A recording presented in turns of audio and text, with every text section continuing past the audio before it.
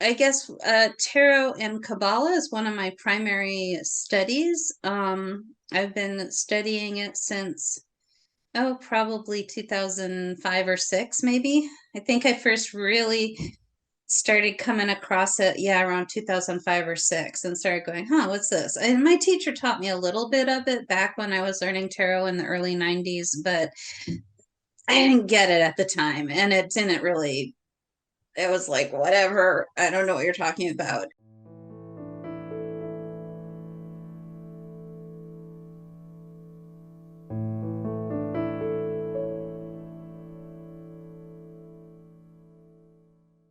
So I've been doing this for a while, and I find it incredibly useful to me in terms of understanding the tarot. So that's why I wanted to, and also I think one of the most profound tarot experiences that you can have is tarot pathworking, and that is something that I have taught in various forms over many years, but recently I did a year-long program working with people through the Tree of Life, following the paths, and I'd like to do another group of that, and I want to um, give a bunch of introductory information, make that available so that people that are interested in this kind of thing would have the introductory information, so that if they were to join a pathworking class, they would be ready for it, and have some of the basics, be familiar with some of the basics. That's me. So what we're doing today is the tarot and the numbers on the Tree of Life. It's a Kabbalistic numerology. I'm a little bit hesitant to use the phrase Kabbalistic numerology because I don't want to get into gematria, which is like the pinnacle of Kabbalistic numerology. But this is basically numerology based in the Kabbalistic Tree of Life, as opposed to other forms of numerology, such as Pythagorean numerology and the kind of pop numerology that also is commonly studied in terms of tarot. And one of the things that strikes me about numerology and tarot is that the common Pythagorean-based numerology that most people work with goes through the number 9. And the tarot cards clearly go through 10, and everybody with numerology says, well, 9 is the end, and 10, it goes back to 1 again. And there is a little bit of that in Kabbalah, but there's a very distinct difference between 10 and 1. And to me, the tarot does not stop at 9. It definitely goes to 10. And in my opinion, if you look at the images on the cards that are the 9s, none of them look concluded to me. Whereas the ones in the 10s, the images in the 10s look concluded. And so I don't ever see the 10s as a fresh start with anything. I see the 10s as a completion and a conclusion. And so when you're working with a numerology that only goes through 9, it causes you to put the conclusion with the 9s. Now, there are certain decks that have been designed to go with that variation of numerology, and that really emphasize that. And if that's the numerology you like, if that's what works best for you, you can certainly find a deck that works better with that numerology. However, if you want to be able to work with the Rider-Waite-Smith style decks, with the Crowley, Harris, Toth style decks, then you probably want to learn some Kabbalistic numerology, because it is a little bit different. And one of the main things that we're going to talk about today is the difference between correspondences and finding meaning. But it's one of the main things is to try to turn correspondences, which a correspondence is when one thing equals another thing, a one-to-one correspondence, the red equals energy. That's a one-to-one correspondence. It's like symbolism, but it's a little bit more unilateral. And so we're going to try to work with correspondences, but learn how to turn those into meanings for the cards. So that's my goal for today. So let's see how we do.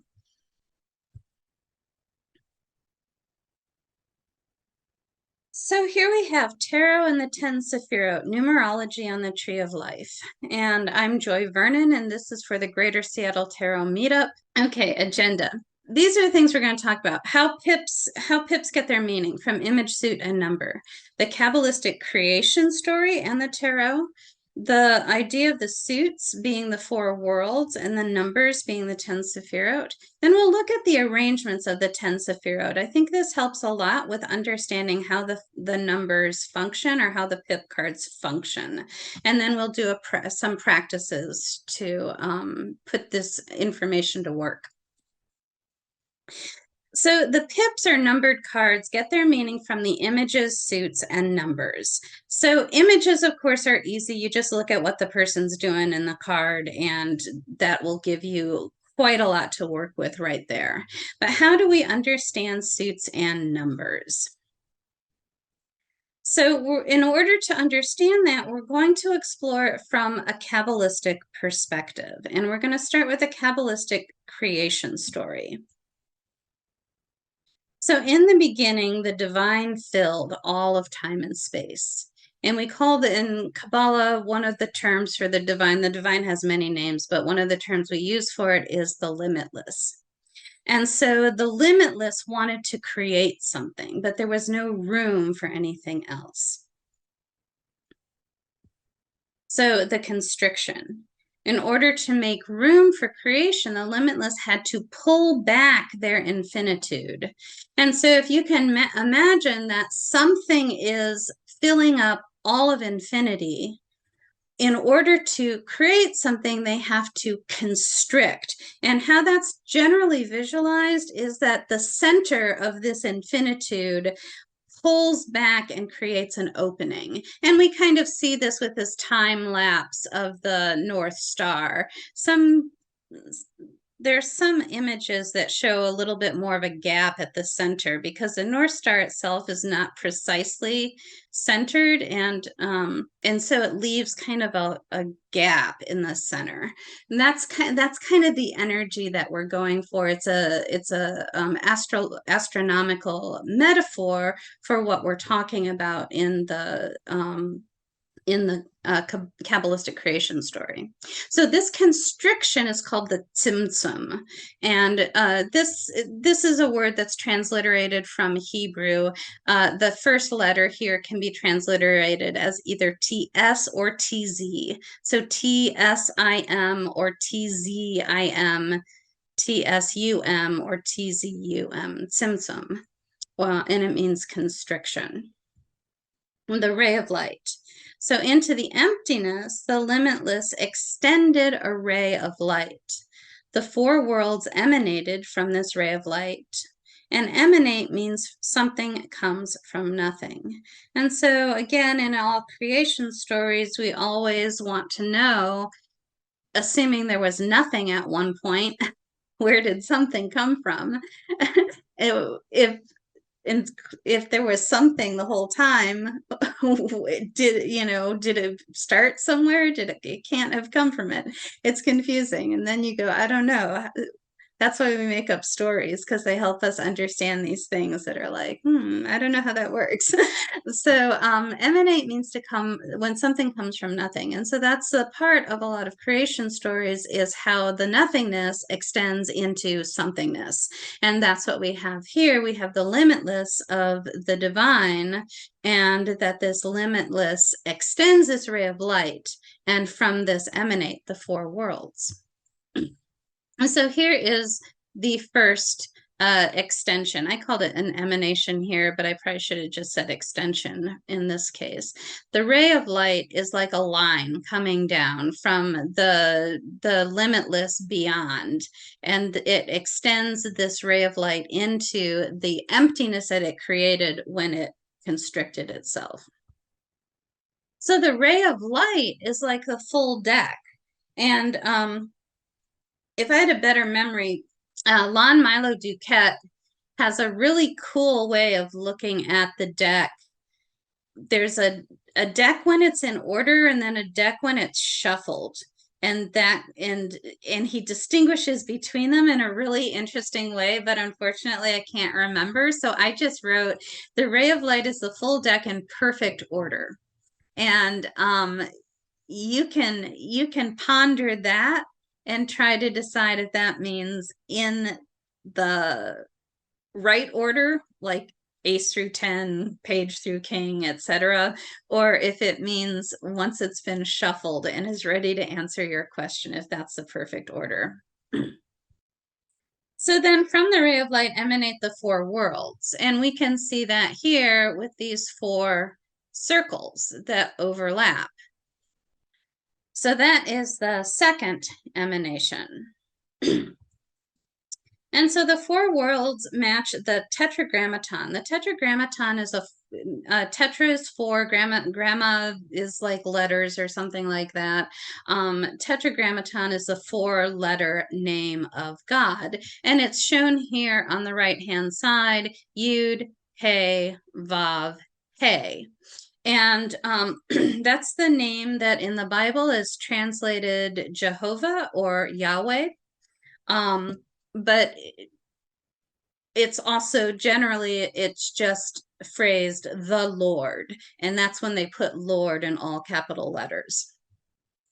And over here we see an example where it shows Yud up beyond the clouds, and then He coming down to a layer, and then Vav coming down to another layer, and then the final He down in the bottom layer just above the earth. And so the idea that the divine starts up at this unmanifest level, and these other layers come down, is part of the energy that we're talking about here. So the four worlds, which again are these four levels of existence that come from the level of the divine or the unmanifest and extend down into the manifest world, the four worlds are the four suits. So the wands are the highest level. They match the highest level. And they represent new growth. And that's why there's sprouts of leaves on the wands. Wands spark with new growth. The cups overflow with dreams. Swords come to a point, they get focused. They're also good at cutting away what's not needed.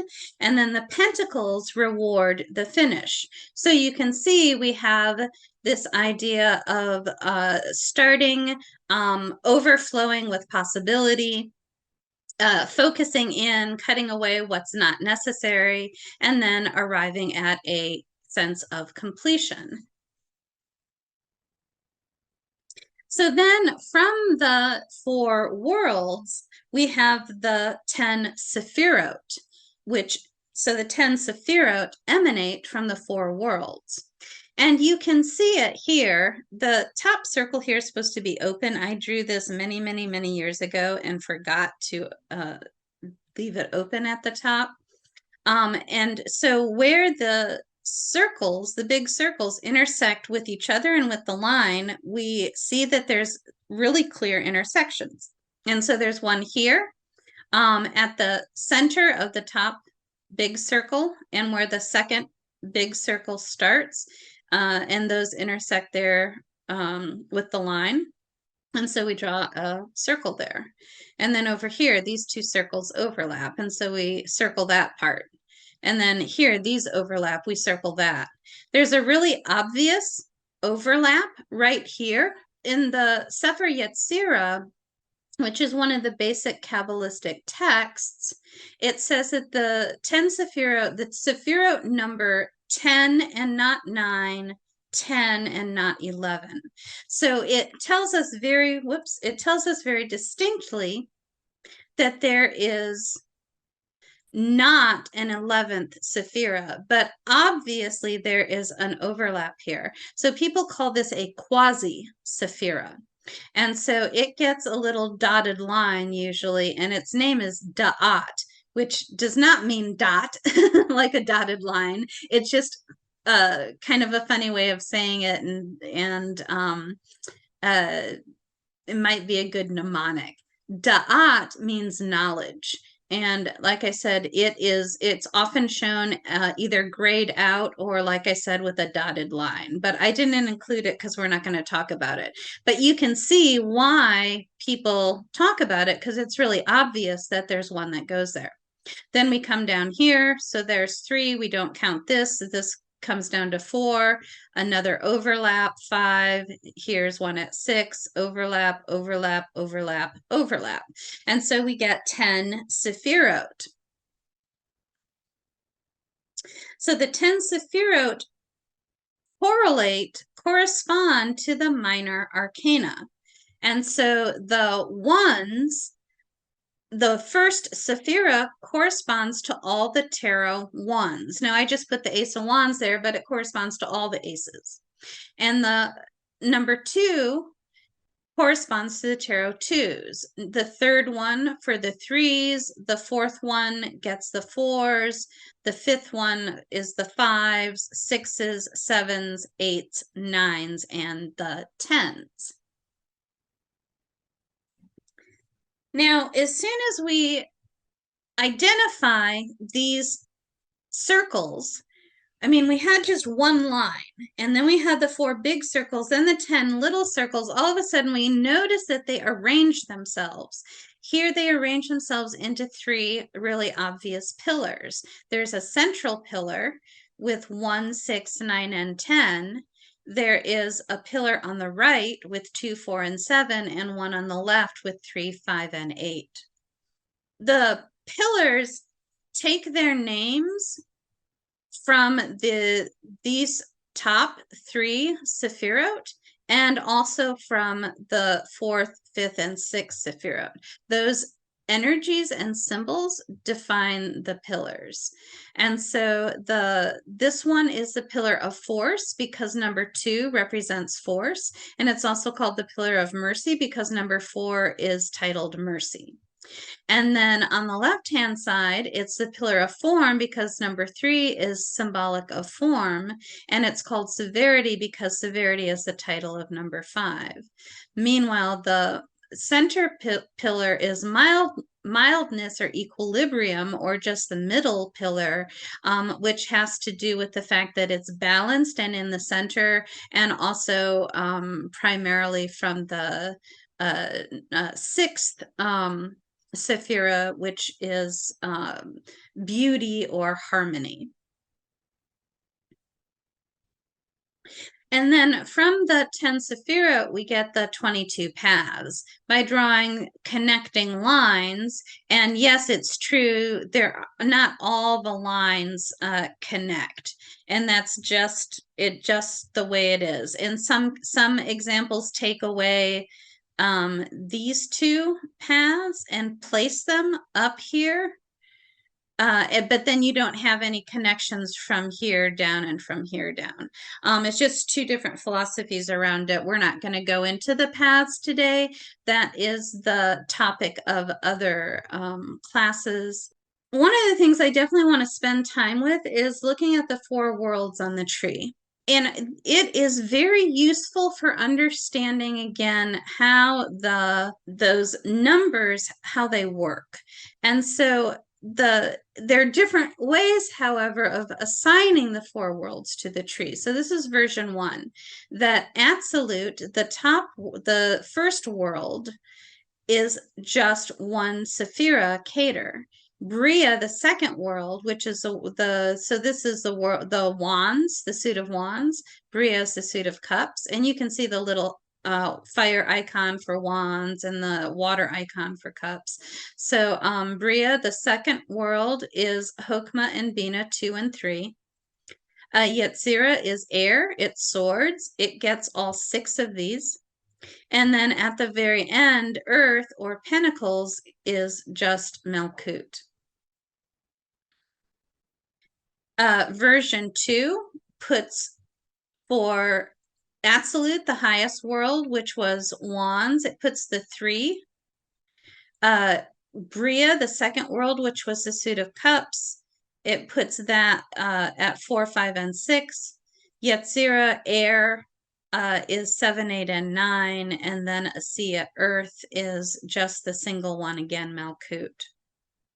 Now, it's also true that each world has all 10 sephirot in it. And that's really primarily what we're going to be working with, is the idea, that's the basis of tarot right here, that all 10 of the wands go into the fire level, which is absolute. And so it starts with the ace of wands, it goes down through here through the 10 of wands, and then we come into the next level, which is water, which is cups, and that's Bria, the world of creation. It starts with the ace of cups, comes down through here to the 10 of cups, goes down one more level to air. Yetzirah, the world of formation, starts with the ace of swords for air, goes down through the 10 of swords, and then the last world, Asiya, or the world of manifestation, which is earth, starts with the ace of pentacles and goes down through through the 10 of pentacles. So we start with the ace of wands as the very first step, and it goes down through 10, 20, 30, 40, and the 40th card is a 10 of pentacles. So the ace of wands is the highest to the divine, closest to the top, and the 10 of pentacles is closest to the mundane world. And you can already see that a lot of our symbolism that you're familiar with matches this pretty nicely, that we're familiar with wands as sparks, as energy, as initiating something. We're familiar with the pentacles, which conclude the cycle, as earth, as solid, as completion, as stability, things that are solid and ground us and are completed. And so that's the primary metaphor that we work with when we're working with the pip cards. And so accordingly, we'll say that the first one at the world of absolute, that is going to be your ace of wands. We say that the ace of wands is sephirot 1, Keter, in the world of absolute. That sephirot 5, Gevurah, the 5 of wands is Gevurah in absolute. Same coming down here, the 6 of cups becomes Tiferet in the level of Bria. And I know we don't know all those words yet, but just so you get the idea that this is the 6 of cups is that sephirah, the 6th sephirah in this world. Same thing with each of these. Then this is the idea that the 10s are 1. And that is used in most numerology systems. And so here they say that Malkut is the Keter of a new tree. Malkut is number 10 and Keter is number 1. And so you can overlap the 4 trees from the 4 worlds so that 10 overlaps with 1 of the next tree. So the 10 of wands overlaps with the ace of cups, and you get another tree from that. And then the 10 of cups overlaps with the ace of swords, and that produces yet another tree. The 10 of swords at the bottom of this tree overlaps with the ace of pentacles, and so on down to the 10 of pentacles, which again is the final concluding position. This is another interesting thing that's useful to talk about. Below the three sephirot, the three supernals, Keter, Hokmah, and Bina, 1, 2, and 3, there's an imaginary line called the abyss. It is a drastic separation between the three supernals, which all represent perfect unity. Perfect unity is here at Keter, but it's really all of the supernals represent perfect unity. This is perfect unity split into polarity, but they all are, they're all representations of perfect unity. This is perfect unity in its unified form. This is perfect unity in its perfect polarity.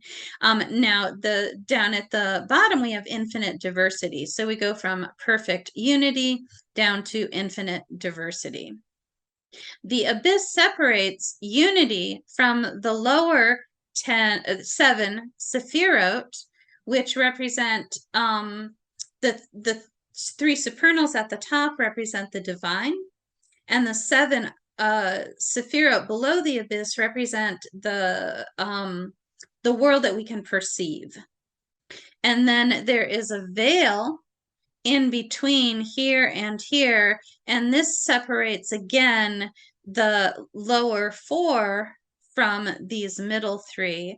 And above the veil are kind of more abstract concepts. They're still human concepts, or concepts that we can perceive and develop, but they're a little bit more abstract. And the lower 4 are the more mundane ideas. And so, and we can look at it. Malkut represents the body. Yesod is the astral level. Hod is the intellect, and Netzach is the emotion. So everybody has a body, an aura, or an astral level, an etheric level, and intellect and emotion. That's universal to everyone. And then these are other things that everybody has, but you have to really work to develop them. And so that's another way of looking at this. And so here we have a tree of life with the colors in it: white, gray, black, blue, red, yellow, green, orange, purple. And this is citrine, olive, russet, and black. And so the basic correspondences, and this is, we're getting close to talking about tarot at this point. And this is what we have to do. The first thing you learn when you learn Kabbalah is you learn these basic correspondences. And so what we want to do is learn how to translate those correspondences into meanings for the cards, or into ways to understand the cards. Here are just the titles for the cards. Keter, what it means is crown. Its color is white. The astrological principle is the prima mobile, which is the first mover. The Ptolemaic cosmos envisions the earth at the center of a series of concentric rings.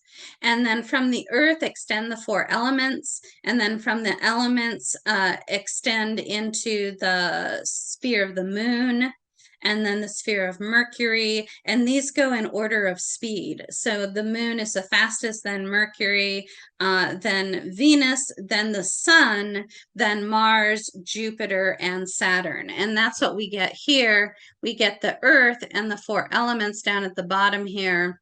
And then this is the moon. And you can see right over here, astrological moon, and then Hod is Mercury, Netzach is Venus. It goes to number 6 is the sun, number 5 is Mars, number 4 is Jupiter. It goes up to number 3 as Saturn, and beyond Saturn in the Ptolemaic cosmos, it goes into the zodiac for Hokmah, and then Keter is the prima mobile. The idea is that planets, each of those spheres turns at a different rate. And then the zodiac is all the stars. It's the whole background of the sky, really, and that all turns at the same time, whereas the planetary spheres move at different rates and different speeds. They sometimes go backwards, and then beyond that, you have to postulate, well, why do any of these turn at all? And so you come up with the answer, the prima mobile. There's something that causes them to turn. And so that's what that is. We also call this the first whirlings.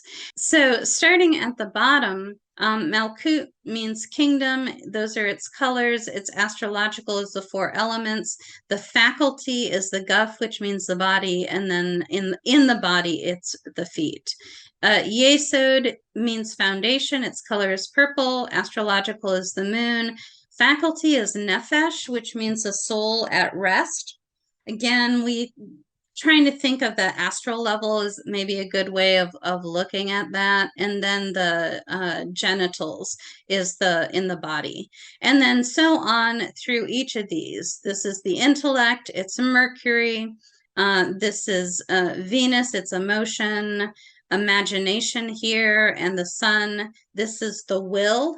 It is Mars. This is memory. It's Jupiter. And these faculties are levels of the soul. Again, there is so much in Kabbalah. I can't possibly explain all of it in one class. So I have to kind of tease some of these things. So we're not going to explore the levels of the soul in this class. But the idea here is that this is a spiritual understanding. It's the planet Saturn. This is a spiritual will. It's Chaya, which is the life. And then above here is Yechida, which is the spiritual essence. Yechida is comes from a root that means one, and so it's that essence is what that is, and its position on the body is above the crown of the head. So that said, you now have all the information that you need to do a tarot spread. Ha ha ha. What I'm going to do next is explain the four worlds a little bit more, and then we're going to start working with again, the symbolism of the cards. This is the handout, the third handout that I put up, which is the four worlds. And I color-coded them here so that the first world is red, the second world is blue, then yellow and green. So the first world is the world of absolute. That means emanation. So remember, emanation means something from nothing. It's the Hebrew letter Yod in the Tetragrammaton, the divine four-letter name, Yud, He, Vav, He. And remember, we saw how the Yud, He, Vav, He matched those four layers from the cloudy divine unmanifest down to the world. And that's what we're doing now. We're going from Yud down through these four levels. Its element is fire. It's a tarot suit of wands. It's this red circle here.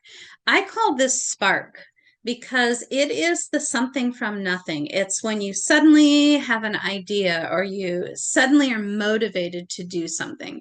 Just that spark. You know, you're sitting on the couch watching Netflix and all of a sudden you're like, you know what, I'm going to clean the bathroom.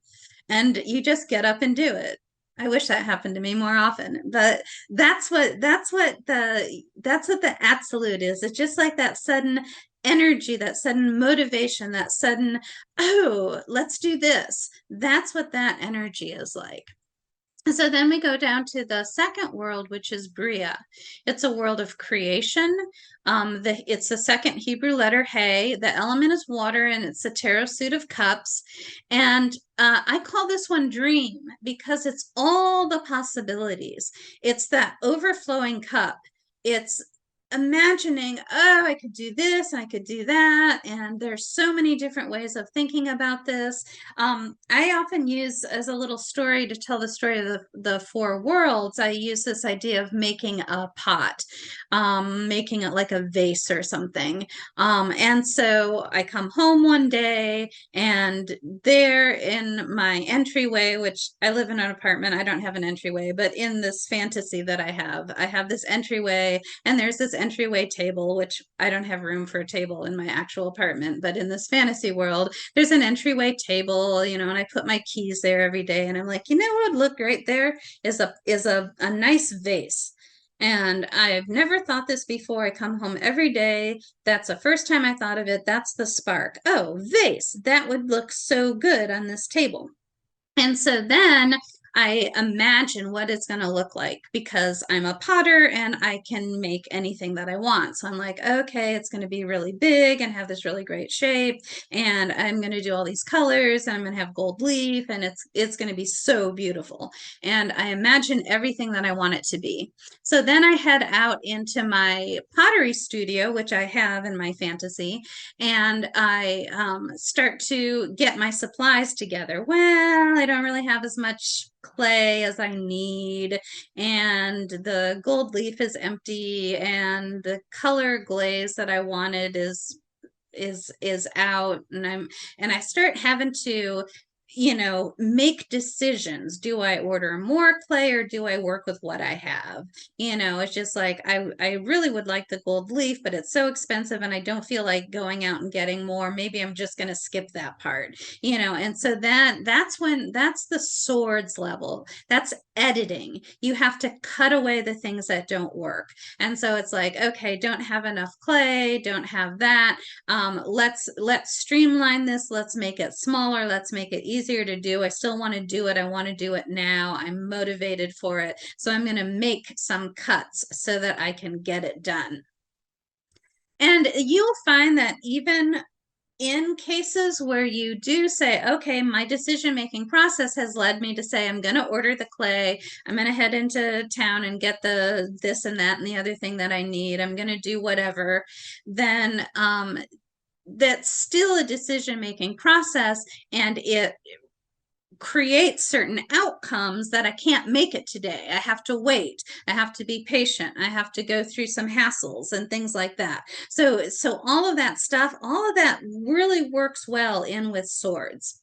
And then at the very end, things finally come together. I finally get my specific focus of this is exactly what I'm going to do. I do it.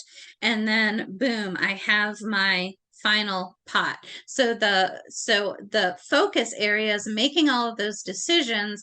And then the finish is when you have a completed creation that you've done or completed some kind of accomplishment. The bathroom is now clean. You know, the pot is now a real pot. I've completed something, I've finished it. And so that's the suit of pentacles. And so again, wands are the spark of, ooh, what this is a possible thing that could happen. The cups are dream. Oh, like it could be so cool if this and this and this and this and this.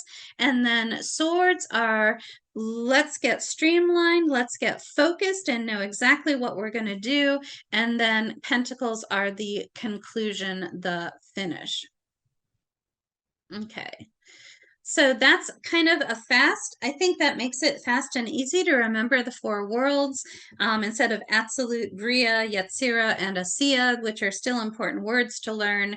The fast way of remembering it is spark, dream, focus, finish. Okay, so now let's think about some cards. Who's got a deck handy? Let's pull a card. Make sure it's a minor arcana. So if you get a major or a court card, make sure it's a pip card. So if you get a major or court, set it aside. Let's pull in fact, you can separate, if you want to, grab a deck and separate it out into majors, courts, and minors. And we're just going to work with, or pips, and we're just going to work with the pips today. Who's got a card they want to look at? Or even something that's been coming up in your daily draws or in spreads recently that you're like, oh, hey, I'd like to learn more about this card. What have you got there? Is that the Five of Swords? And again, we're looking at 5, 1, 2, 3, 4, 5. It's this one, the red one. So it starts at the top and it goes down and to the right. 1, 2, 3, 4, 5. So we're looking at the red one. And so number 5 is Gavora. And it's swords, so it's in the world of air, which is the world of Yetzirah, the world of formation. That was the focus level. When you have to cut away the things that don't work and streamline the process and focus and deal with the difficulties, the challenges, and focus on what you really want to accomplish. And so we've got 5 in the focus level. And so here are our correspondences. Gavora means severity. Its color is red. It's associated with Mars. It's the will, putting your intention into something.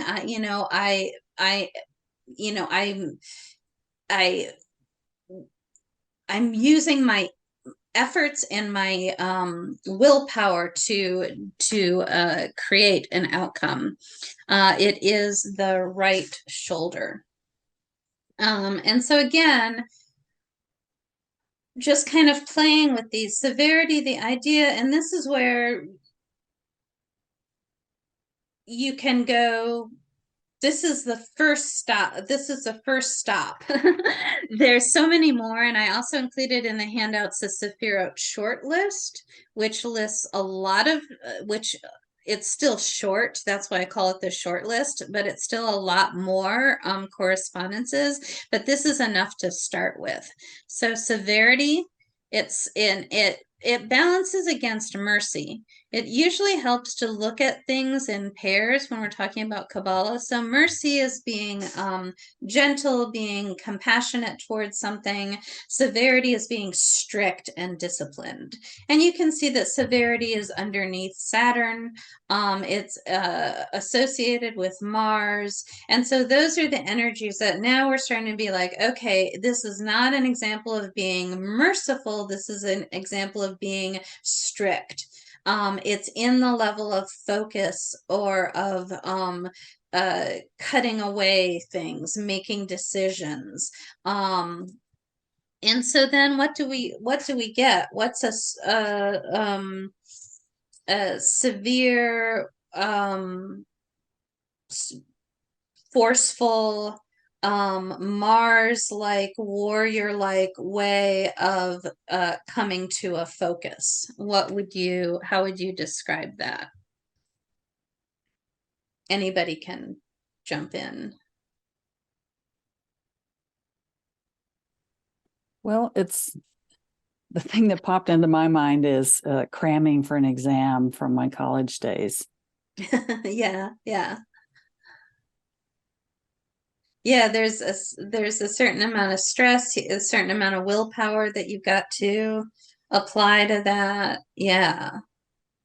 This is the trick, is to meditate on those, to see how those puzzle pieces come together. If I have severity here as a puzzle piece, and I have red as a puzzle piece, and I have Mars as a puzzle piece, and I have this idea of the sword, or of the concept of focusing, those are all my puzzle pieces. When I kind of mush those around, what do they form? And that's just a little bit of a meditation.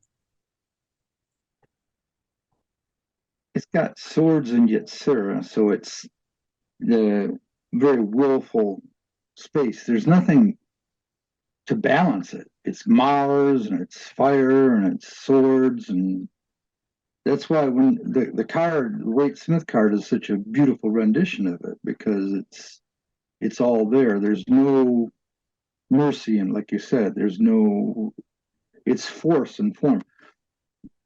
when swords are in another suit, I would say it was comfortable in that house where it's swords and yet Sarah, but it's not. It's forceful. It's energy. It's moving. Whereas cups might be. Well, actually, the card I drew was the five, and it was the five of cups. Okay, good. Yeah, so we can talk about the differences in a minute, but the energy of the Mars energy of Yetzirah is dominant, especially when it's applied with swords, which are a weapon of war. Yeah, absolutely. Isn't So this let's look at the Five of Cups. So now we still have five. We still have Gavora, severity, red. We still have Mars. We still have the will. But this time it's cups, which is the world of Bria. That's the dream world with all the possibilities. So what happens when five ends up in the dream level?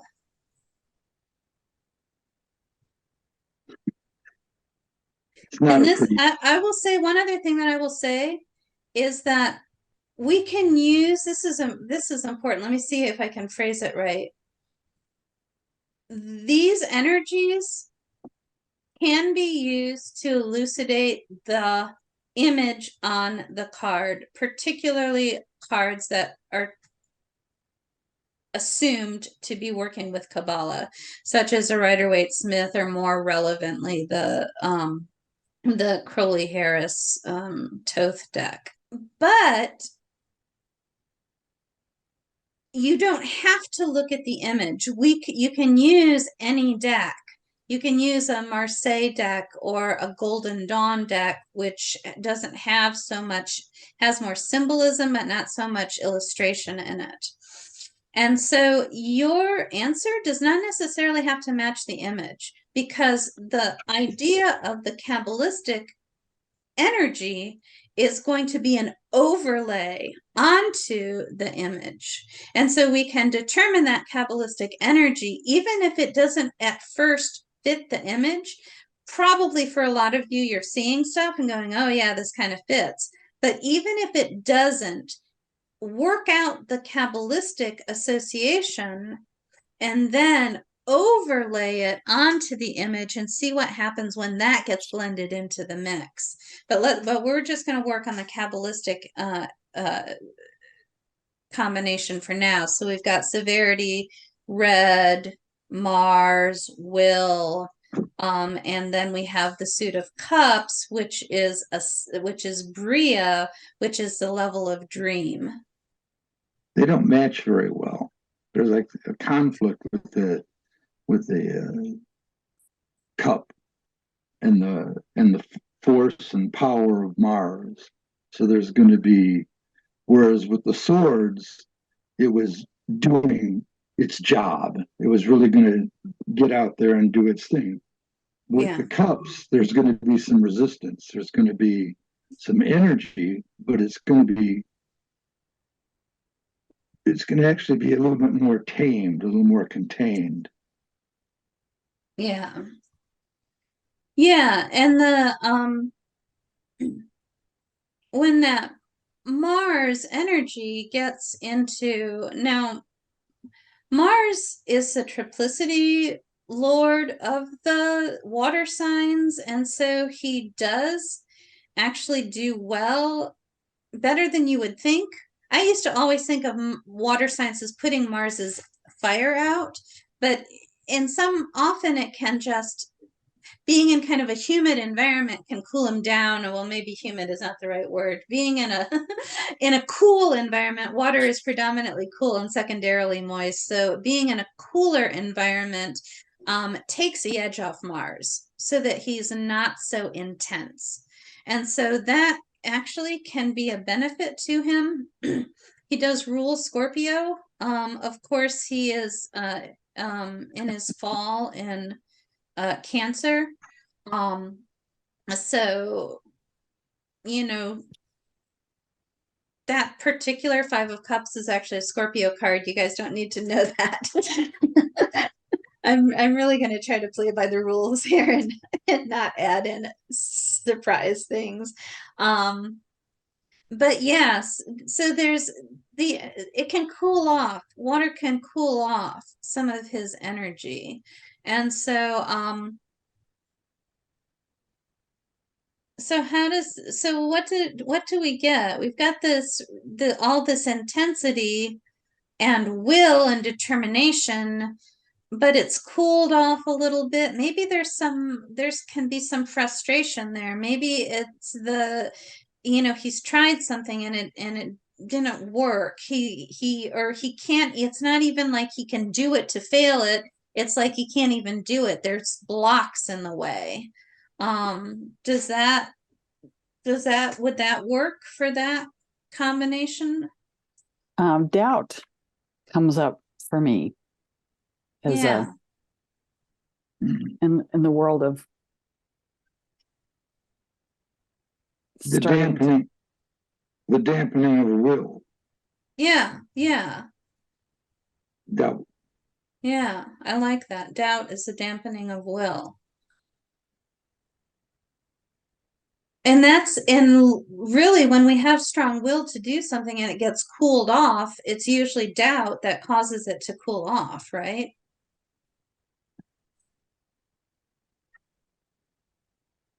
So now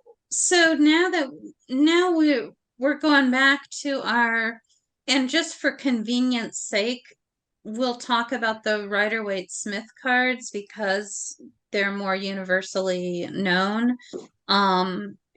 Now thinking about the Five of Cups card and thinking about the Five of Swords cards, that the Five of Swords was that energy intensified. It was Mars and it was a sword and it was in the focus level or the come to a point level. I mean, all of those things were super intensified, but then when we take that five and move it up into the level of Bria, which is cups, which is the dream level, it dulls that. And we get doubt. It cools off the will. So how do you see that in the card images? I feel like I do. I'm using a variation of the Rider-Waite-Smith deck. Are you using the Heaven and Earth? Yeah, so it's pretty close to my regular. It does follow it pretty nicely. Yeah. And I see the image of someone looking down. So a little bit of introspection, discouragement. So that tracks with the idea of dampened will or focus. Yeah, I can see it. Okay, good. I'm a beginner, so I'm not very confident. But when I look at the card, I have a right away the traditional one. So I also see greed from this card because he has 5 cups, 3 of them are down, and they have like different color of liquid come out, and he has a building that is not like really normal structure building, look like it maybe was broken. So he was looking at that way, maybe that's what he desired, but then in order to get it, I felt like he has too much inside of his cup. I felt like a cup is like a container.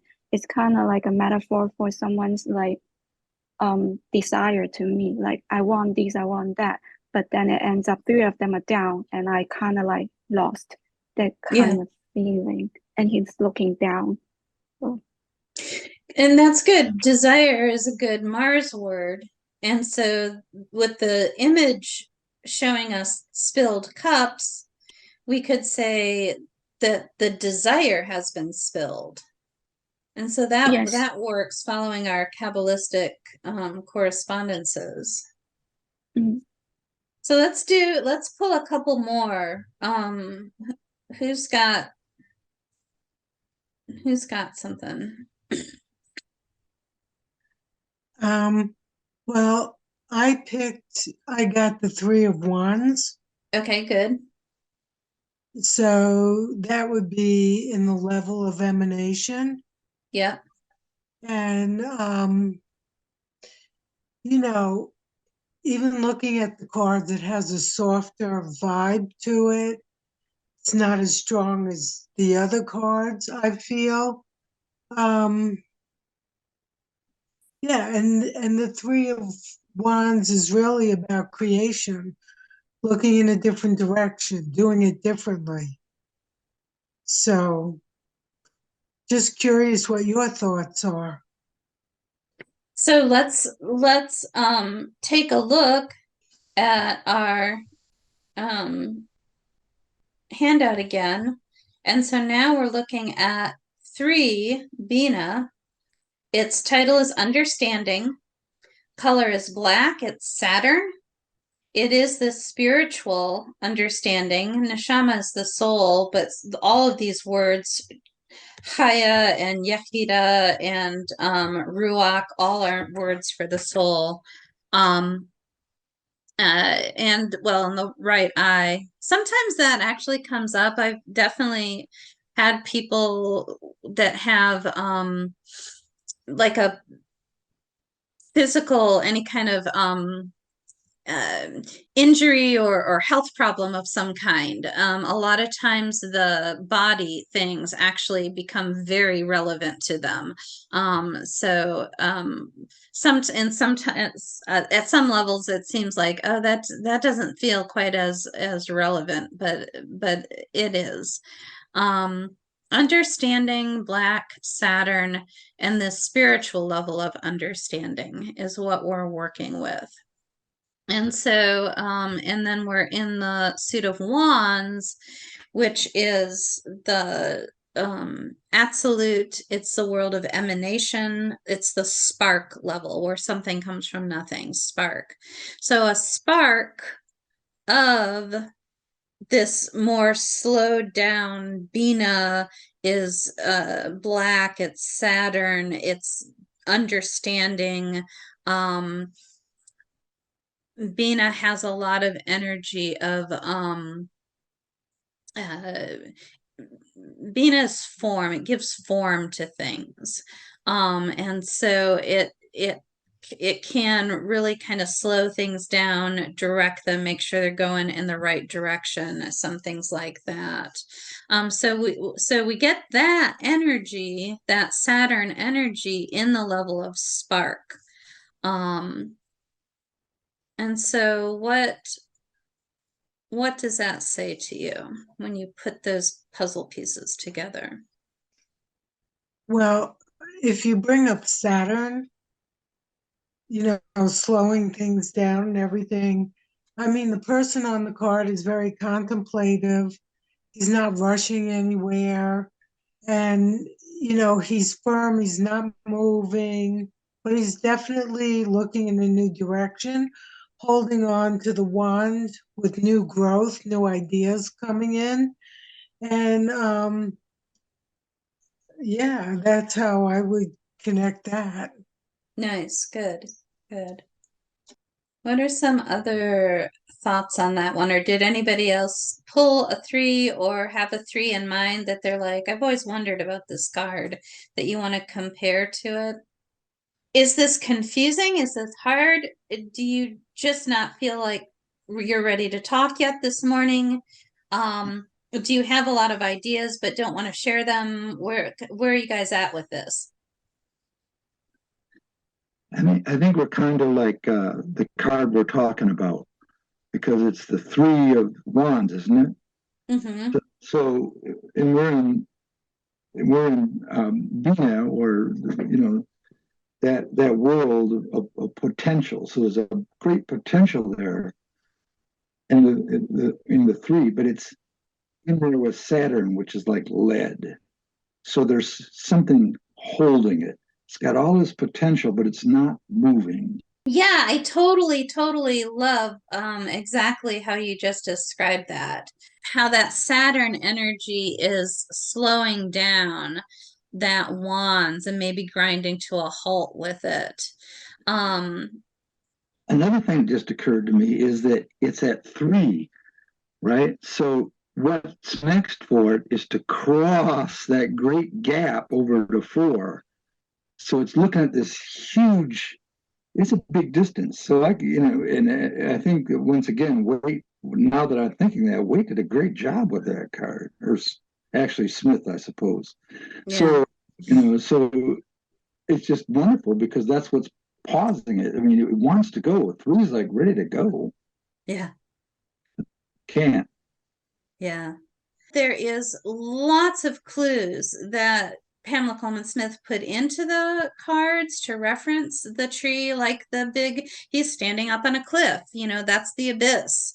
What's he trying to cross here? How does he get his footing to do that? But at the same time, you can read the images without any of this Kabbalistic overlay, and it'll give you different meanings. And so I want to specify that up front, because if you only look at the image, you'll come up with a certain meaning. And that's a 100% like legitimate and very fruitful way of working with the cards. And that's what I teach in my very beginning. If you take my Quick Start Tarot class, that is exactly what you get, is just looking at the images and working with that. And I bring in the suits a little bit, but we're adding on these other layers with the Kabbalah. Somebody says 3 of Cups. Hold it up. See, because that's not a figured card. So that's one of those cards that when you look at it, you can kind of see what you're talking about, the different worlds, because there they are. That's that top world up there when you break it that way. Yeah. And so it's for this one, it's a very comfortable card in a comfortable place. What's the card's title? Like abundance, isn't it? Mm-hmm. Yeah. Yeah, abundance. Yeah. So it's very happy. Yeah. Oh, nice. How understanding could be the light pouring from the cups. Yeah, excellent. Good, good, good. I do think that it is easier to work with the Kabbalistic meanings with the Thoth deck. I really do think you'll get better results. I think it works with the Rider-Waite-Smith. I think the astrology works better with the Rider-Waite-Smith. And so if you want to learn astrology, use Rider-Waite-Smith. If you want to learn Kabbalah, use Thoth. That's my... You can use any deck for any of these. Golden Dawn decks also they're just designed to be read this way. And so a Golden Dawn deck also is a nice one to use for this kind of thing. Let's ask a question for the group. What can we ask? I know it. I should have done a spread on this earlier this week. I'm going to say easiest way to incorporate Kabbalah into my tarot practice. And so I'm going to use this deck right here.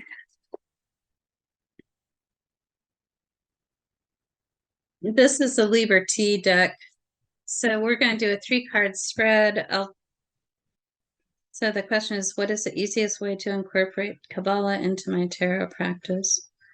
And I'm just going to turn up cards until I find a pip card.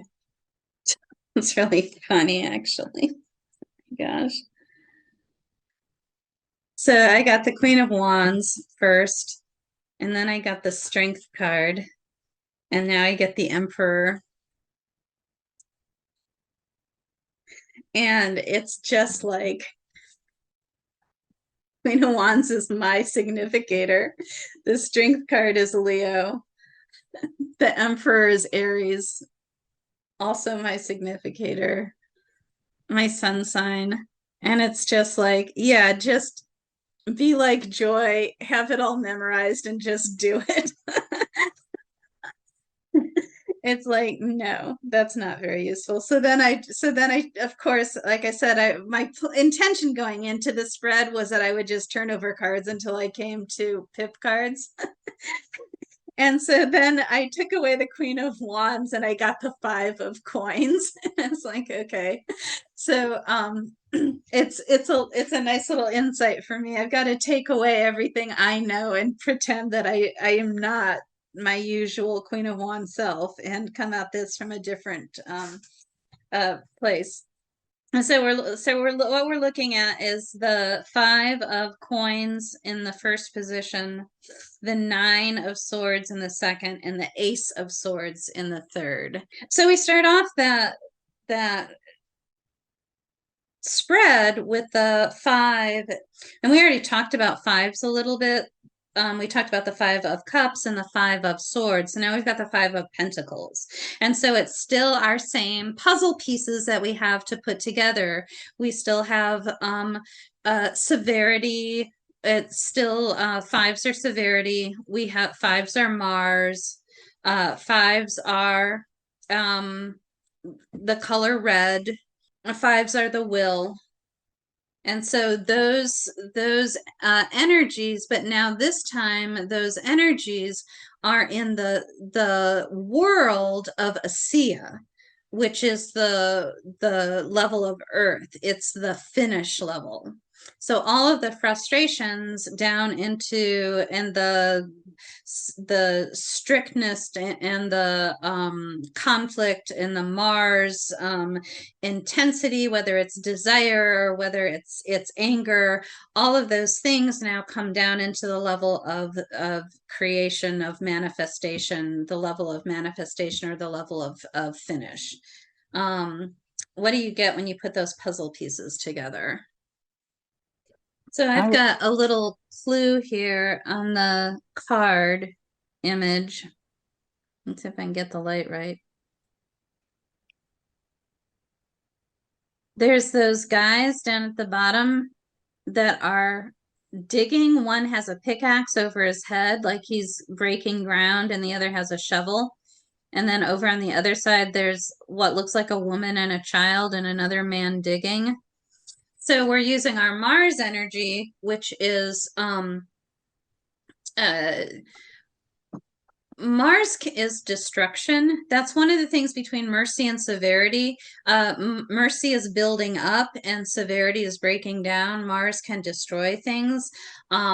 It separates things. And so the idea of breaking ground is a really good metaphor for Mars in the element of Earth, or Mars in the physical level, in the physical world of manifestation, because we have to dig a new foundation to work with. We're not going to work extensively just with the images anymore. We're going to add this other level, and so we have to dig out and make room for it.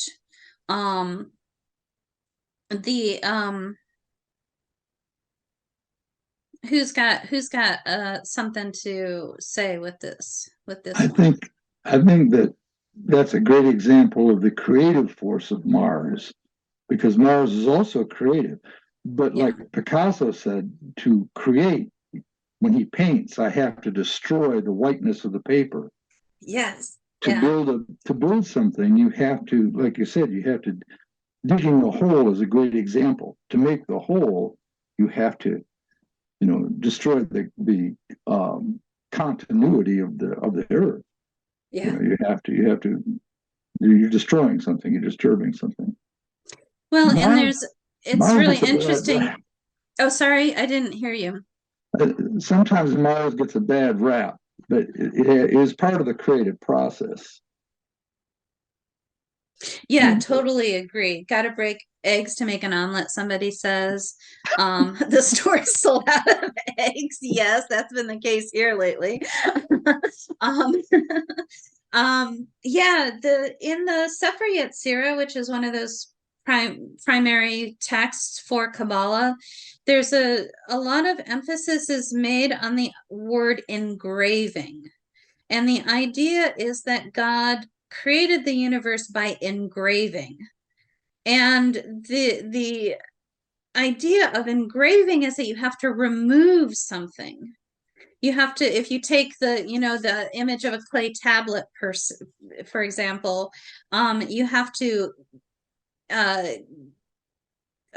peel away. You have to cut out something. And so, yeah, absolutely, William, the fives can be very creative, and that this is an example of that they create by removing or whittling away, taking, what does Michelangelo say? I just remove the parts of the marble that aren't for the statue.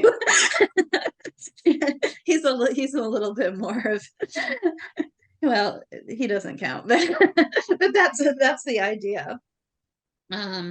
Somebody says lack of resources to actually finish the thing. Yep. Yeah, good. And so then going into the next one, the 9.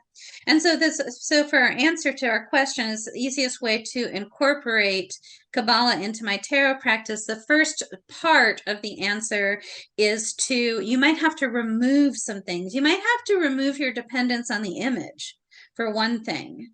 And again, this to me is very, very important. I think when you're beginning to learn tarot, you must work with the image. But as I go through my year-long cycle where I take people from the beginning through esoteric tarot, you have to start to get away from the image later on. You do have to start memorizing these correspondences and be able to work with them. And so that might be part of it, is get a deck that doesn't have images. Get a Thoth deck. It's got Moody pips, so it still gives you a vibe. Get a Golden Dawn deck. Just get a Tarot de Marseille and use those to practice your Kabbalah. So then the second card here is a 9 of Swords. And so 9, here we are. So 9 is Yesod. It means foundation. And every part of this is all invitations to meditate. What does foundation mean? Why is foundation not at the bottom? Those are all things to meditate on, but its title means foundation. It is the color purple. Its astrological is the moon. It is the nefesh, which means the soul at rest. You can also consider this the astral level. On the body, it is the genitals. So we have Yesod in the world of swords, which is Yetzirah, air. That is our focus. So we've got Yesod, or the moon, or this astral foundation in the world of focus. What does that say to you? I don't know. My thought is like, it's about thinking. It's kind of creating a plan, I guess, or thinking through the foundation, or Yeah. to do the work.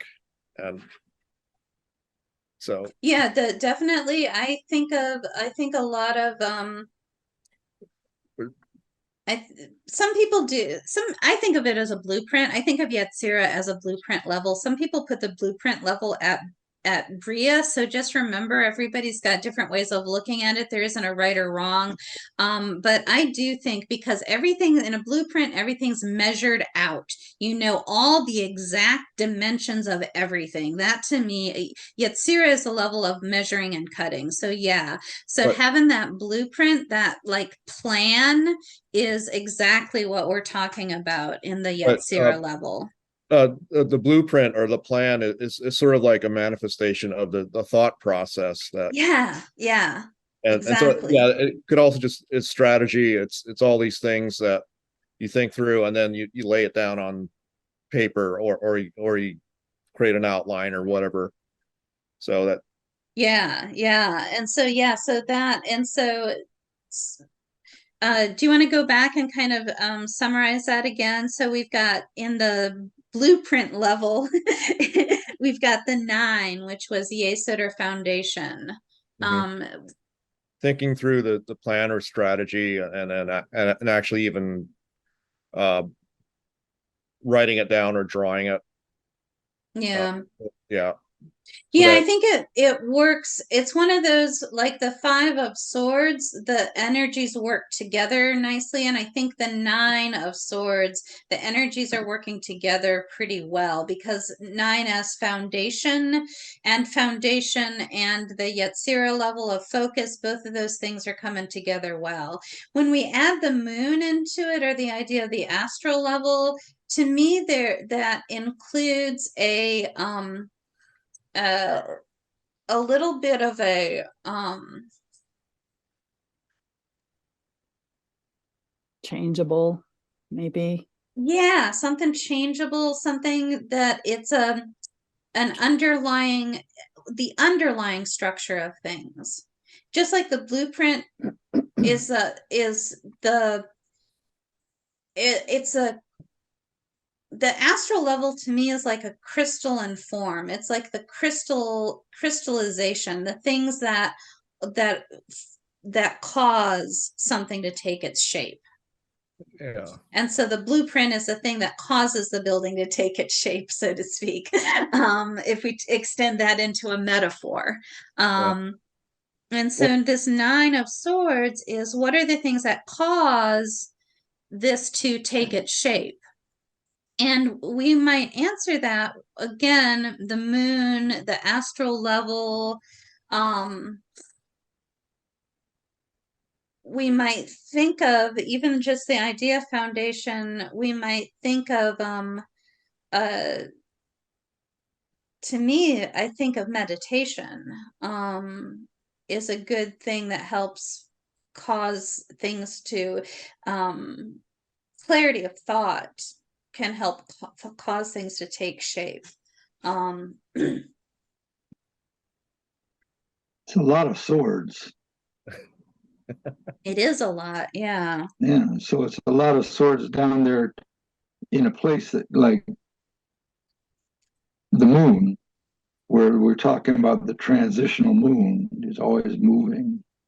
Although it's in foundation, there's a swords aren't happy down that low, I think. And I'm looking at the image. I mean, the swords have like blood dripping off the bottom of them. And there is blood coming from something that I can't tell what it is. Almost looks like rabbits or something. And then over here, there's a guy playing a flute. And so I mean, swords as breath. That breath creates it vibrates and creates something. It creates sound. The eighth otter, the eighth otter, it's kind of like on the border. It's like bordering between focusing and finishing. So it's Yeah. and also the whole thing, the body part, the genitals, which is kind of the second chakra. That's kind of like a part of the.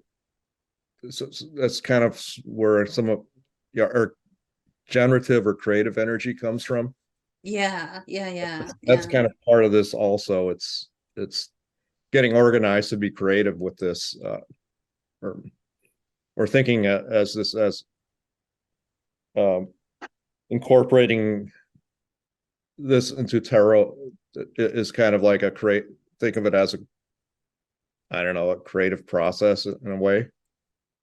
Yeah, I like that. And the other thing that I'm thinking along those lines, especially with the flute player in the back and the swords, the idea of speaking or communication with swords, is speaking out our interpretations, because that's something that I figured out kind of early on.